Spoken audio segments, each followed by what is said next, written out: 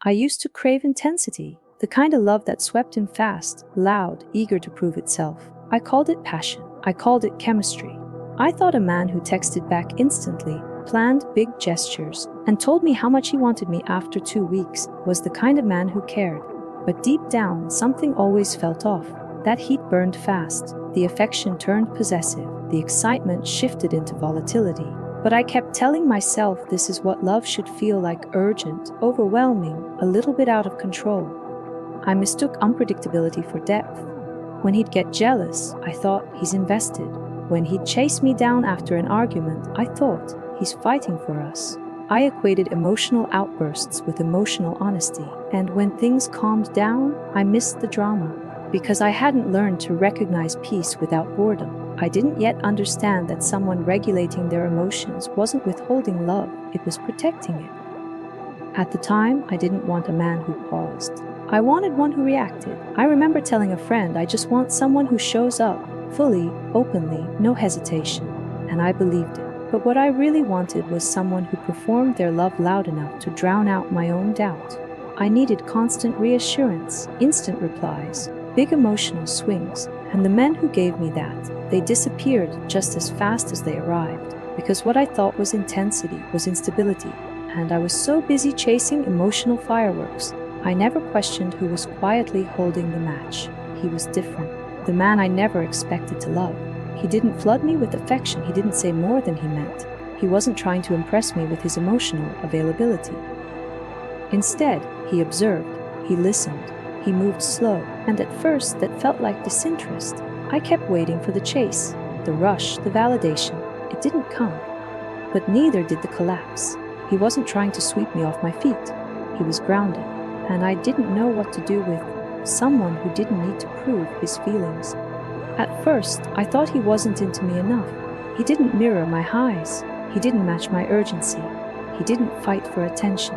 But what I didn't understand back then was that he wasn't chasing me because he was anchored in himself. He wasn't rushing because he respected timing. And now, looking back, I see it clearly. I didn't need another man who loved loudly.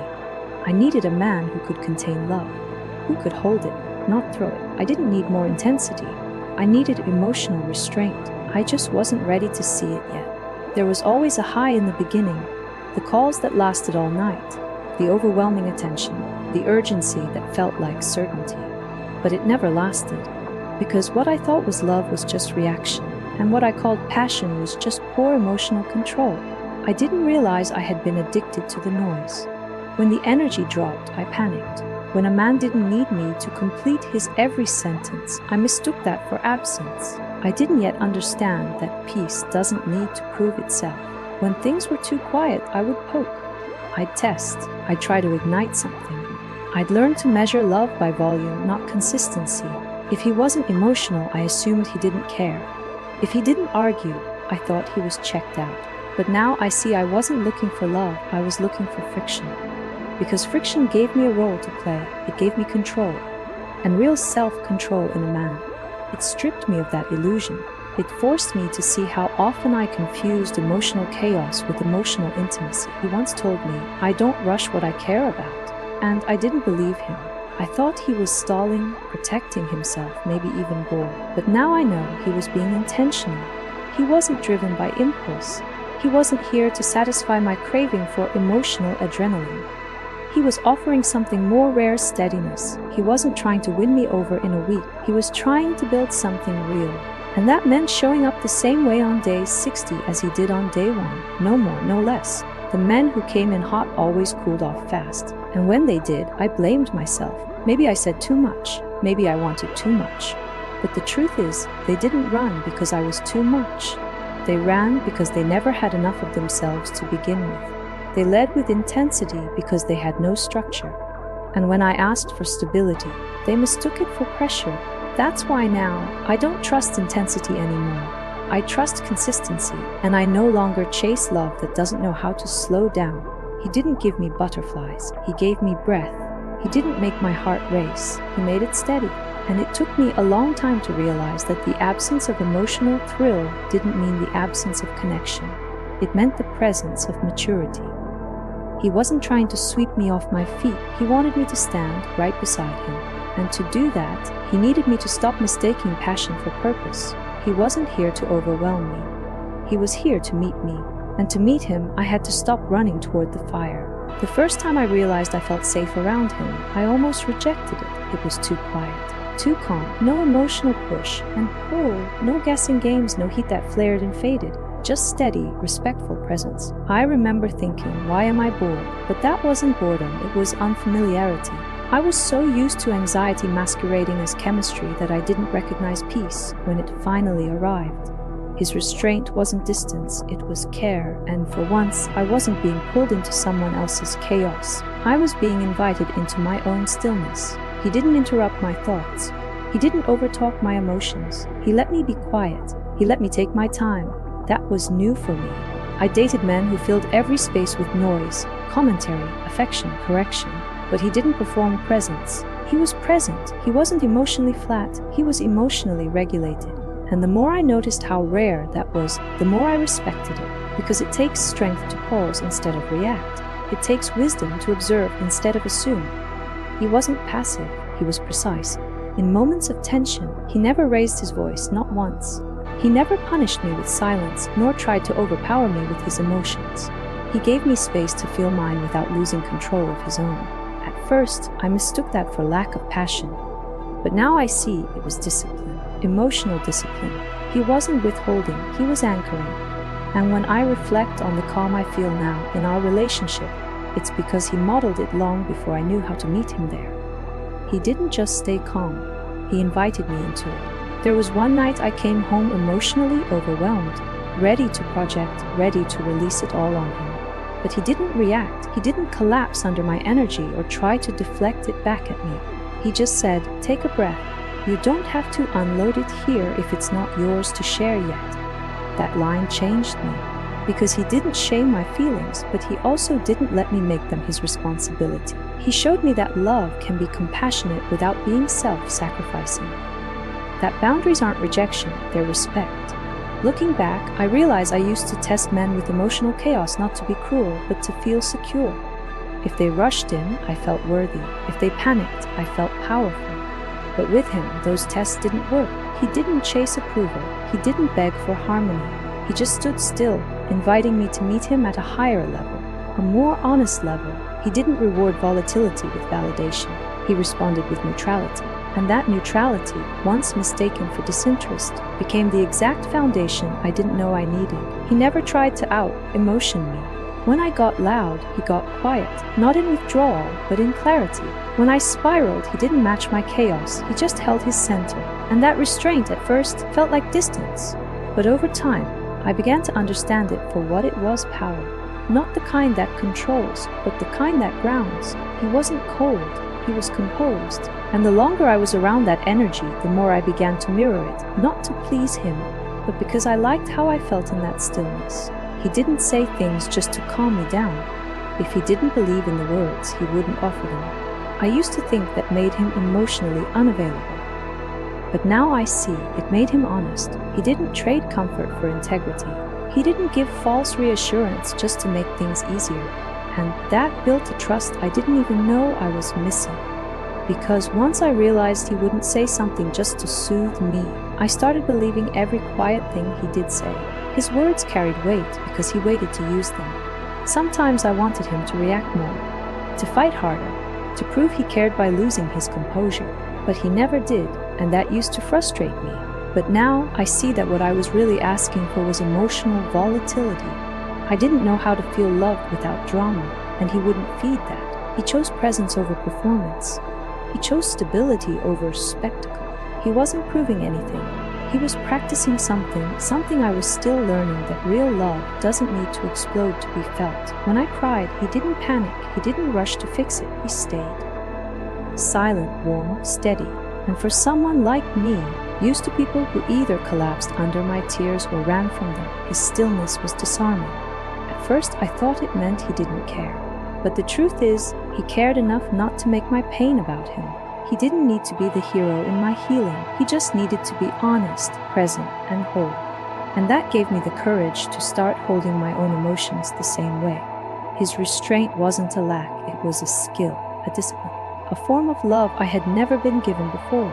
He didn't just know how to control himself, he chose to. Even when it would have been easier to say the dramatic thing, to react, to win the moment, he didn't.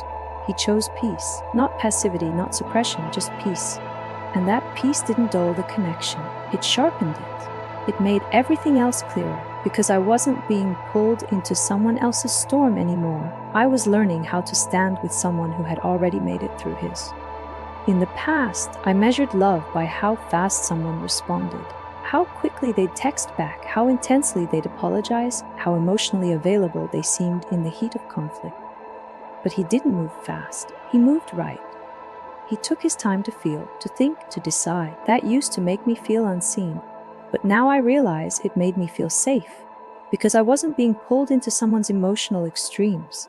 I was being shown that love doesn't have to erupt to be present. Sometimes it just breathes. He never punished me for being emotional, but he also never let my emotions run the entire relationship. When I'd get reactive, he'd ask, "Do you want me to respond or just listen?" That question alone softened me, because it wasn't dismissive. It was clear, gave me a choice. It made me realize I wasn't just unloading, I was asking him to hold something I hadn't even named. And instead of taking it on, he handed me the tools to hold it myself. That's not detachment, that's emotional leadership. I started seeing how rare it was, his ability to stay grounded no matter what I brought into the room. He didn't need to control me, he didn't try to fix me. He just stayed rooted in who he was. That created a space where I didn't have to escalate to feel heard. I could speak softly and still be seen. I could feel deeply and still be safe. He didn't try to match my emotions, he stayed with his. And in doing so, he invited me to meet him in that same grounded place, not by force, but by example. With him, I stopped associating emotional presence with emotional chaos. I stopped testing boundaries just to feel closeness, because I didn't need to. He was there, consistently, quietly, without needing to prove it. And the less I pushed, the more I received. Not grand gestures, but something better: truth, peace, a steady rhythm. He didn't try to overwhelm me with love. He offered it in a way that asked, "Can you hold this with me?" Not because you need it, but because you're ready. Looking back, I don't miss the passion I used to chase. I don't miss the emotional roller coasters I once mistook for romance. What I treasure now is how he always chose presence over performance, regulation over reaction, integrity over intensity. He didn't make me guess. He didn't play the game. He didn't try to impress me with his feelings. He just showed up clear, consistent, and contained. And in that containment, I felt something I never found in chaos: peace. And once you feel that, you stop craving the fire. He never made me feel like I had to be smaller so he could stay calm. His self-control didn't require me to suppress my truth. It invited me to meet it with care. When I got emotional, he didn't shut down. He stayed open, not reactive, not dismissive, just present. That kind of presence doesn't look exciting. It doesn't make your heart race. But it does something better. It teaches your nervous system that safety doesn't always shout. Sometimes it just stays. Even when you're unraveling, I started to realize that emotional safety isn't created through declarations or dramatic reactions. It's built in the quiet moments, when someone doesn't interrupt you, doesn't shame you, doesn't rush to fix your feelings because they can't tolerate discomfort. He could. He sat through discomfort with stillness, and that stillness didn't silence me, it stabilized me. I used to want someone who'd react when I cracked. Now, I want someone who holds their ground so I have space to come back to mine.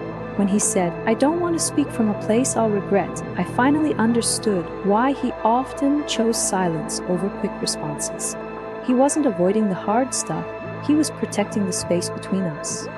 He didn't speak to be right, he waited to speak when it was real, and that built something I didn't expect: trust. Not just in him, but in myself, because if he could regulate himself, I could learn to do the same. And for the first time, a relationship didn't feel like an emotional battlefield. It felt like a practice. I noticed how much he chose timing over urgency, even in love. He didn't rush to say "I love you." He didn't promise things in the heat of affection. But when he did say something, it landed, because he meant it, because it wasn't driven by emotion, it was filtered through clarity. And that made everything he gave me feel clean, not born of fear or desire to keep me close, but born from alignment. I didn't just feel wanted, I felt respected. And that made me show up differently, too slower, softer, steadier. Now, I don't ask for instant answers. I don't fear his pauses. I don't read his restraint as rejection. I know what it is now. It's how he protects our connection, not by overextending, but by remaining whole inside himself. And through that, I've learned to do the same. I don't need a man to react loudly to prove he's invested. I need a man who knows how to stay still in the storm, who doesn't use emotions to control, but to connect responsibly. And he gave me that, not in promises, but in every pause he chose to take. I used to know how to win affection through performance, intensity, being too much and calling it honesty. But with him, none of that worked. He didn't reward emotional overexposure. He didn't mistake volatility for vulnerability. And slowly, those old tools I used to navigate love, manipulation masked as transparency, pressure disguised as passion, they stopped working. Not because he resisted me, but because he refused to engage with anything that wasn't grounded. And without those habits, I was forced to meet myself for real. There were times I would cry, then watch him closely, waiting for a reaction, waiting for him to break, to come closer, to do the thing other men had done, rush in, even when it wasn't their role. But he didn't. He stayed steady, not detached, just clear. And his clarity became a mirror. I had to ask, why do I need someone else to fall apart to feel seen? Why is calm so threatening to me? And the answer was painful, because I'd confused connection with chaos for so long. I didn't recognize love that didn't bend to my storms. He didn't meet me with emotional intensity. He met me with emotional integrity, and that, more than anything, disarmed me. Because it meant I couldn't manipulate my way into closeness. I couldn't create drama to test his care. He wouldn't play. And in the silence of that refusal, I met myself. I realized I'd spent years trying to provoke men into proving they loved me. But he wouldn't prove it. He'd just live it, calmly, consistently, without commentary. And that lack of reaction revealed every part of me that still craved chaos. It wasn't that he lacked emotion, it's that he contained it. I saw it in the way his jaw tensed when I said something sharp, but he stayed quiet. In the way he'd pause before speaking, not because he had nothing to say, but because he respected the weight of words. He never let temporary feelings turn into permanent damage. That's the kind of maturity I didn't know I needed. The kind that doesn't fight fire with fire, but waits for the smoke to clear, then says what actually matters, not first, but last, and most clearly. Eventually, I stopped pushing for the emotional high. I stopped needing him to crack, to chase, to break character. I realized he had emotion, he just didn't weaponize it. He didn't use it to control me or prove anything. And in his restraint, I found a new version of love, one that wasn't driven by heat, but by depth. One that didn't burn fast, but warmed slowly. He didn't rise and fall with my moods. He invited me to rise out of mine, not through pressure, through presence, through modeling the self-control I was finally ready to practice. One day, I noticed something I never thought I'd feel in love: quiet, not silence, not distance, but quiet. That inner stillness where I didn't feel the need to prove, to provoke, or to earn my place. I could sit next to him, feeling something hard, and not explode just to be seen. I could be disappointed without needing to raise my voice. I could be in conflict without losing connection, because he never made me question where I stood.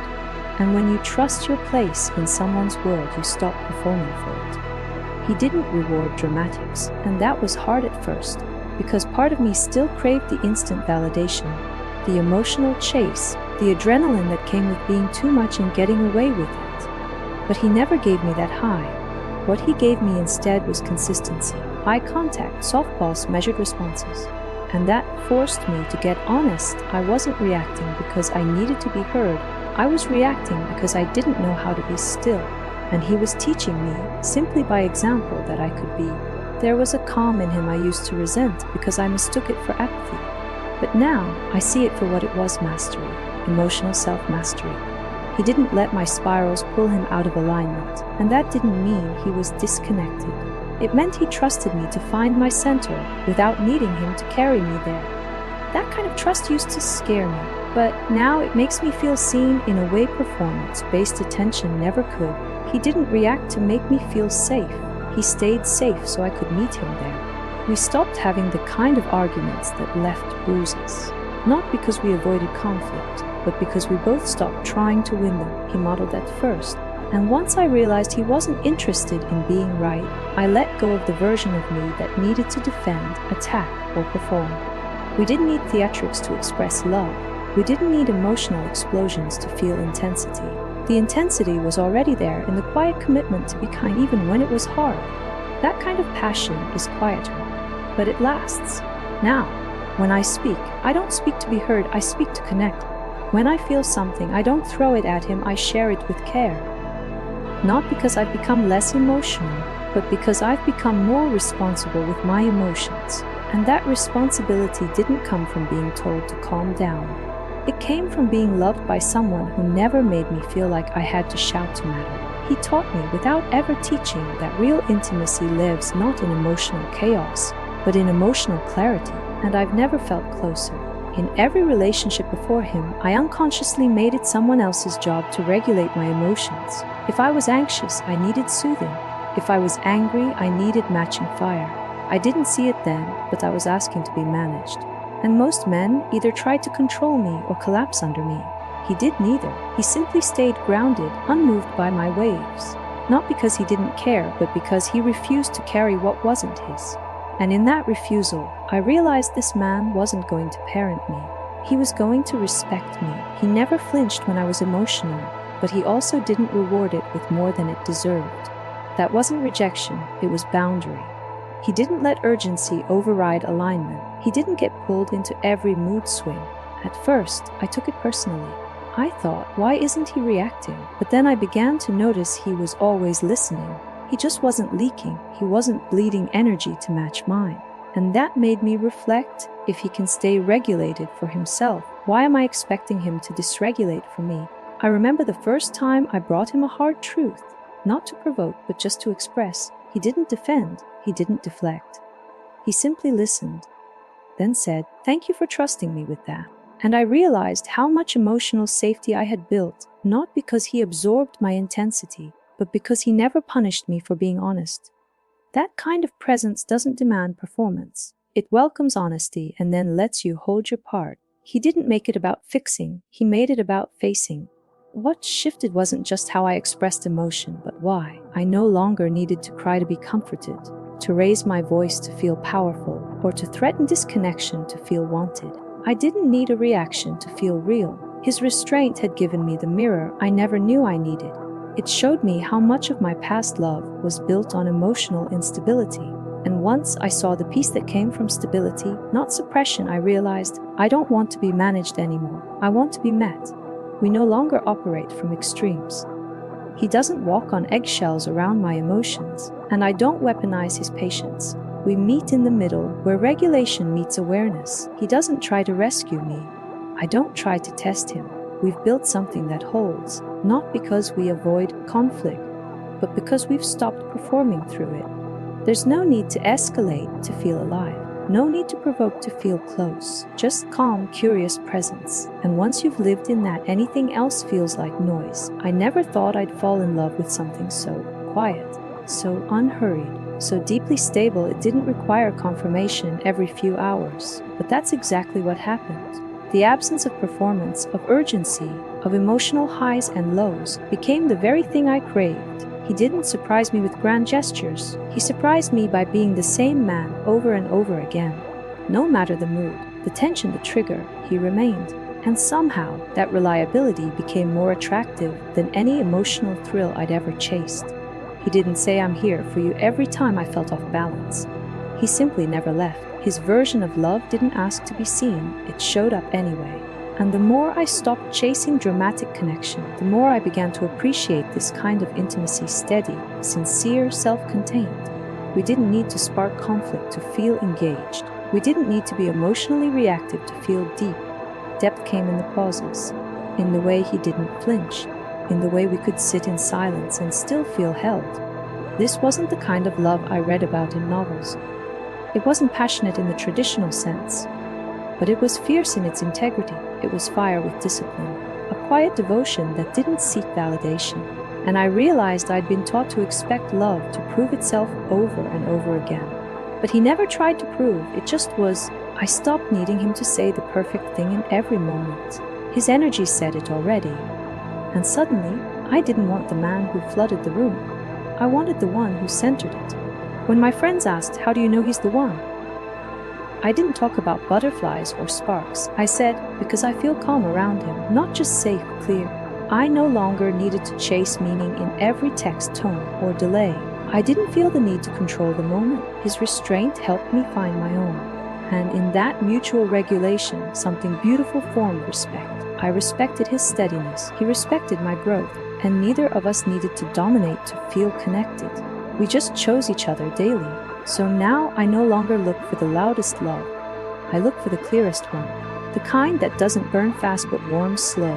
The kind that knows how to pause before speaking, breathe before reacting, stay silent without being distant. His restraint taught me not to fear stillness, but to lean into it. Because real intimacy isn't about chasing more. It's about learning to value what stays. And he stayed, not because I demanded it, but because I finally became someone who didn't need to be chased to feel worthy. I didn't realize how much of my identity was built on being too much until I was loved by someone who didn't flinch when I was quiet. He didn't need my emotion to be big to recognize it. He didn't need me to explain everything I was feeling just to prove it was real. His calm gave me permission to soften, not perform, not provoke, just be. For the first time, I wasn't managing how I was perceived in love. I was simply showing up, and the version of me that emerged in that stillness. She was honest. She was whole. He never told me to change. He just never rewarded the parts of me that relied on chaos. He stayed consistent. And in that consistency, I started shedding what wasn't mine to carry, those learned behaviors, those emotional habits I thought were necessary to keep love alive. I used to create tension just to feel connected. Now I've learned to sit in peace without needing to stir it. That was his quiet impact, not by asking me to grow, but by never compromising who he was, even when I hadn't yet figured out who I could become. There was one evening, long after an argument, when I realized something had shifted. We were both quiet, not out of tension, but reflection. And I didn't feel the urge to fill the silence. I didn't feel the panic of distance. I felt grounded, present. And when I looked at him, he smiled, not because I'd gotten it right, but because he could feel I'd stopped resisting who I was becoming.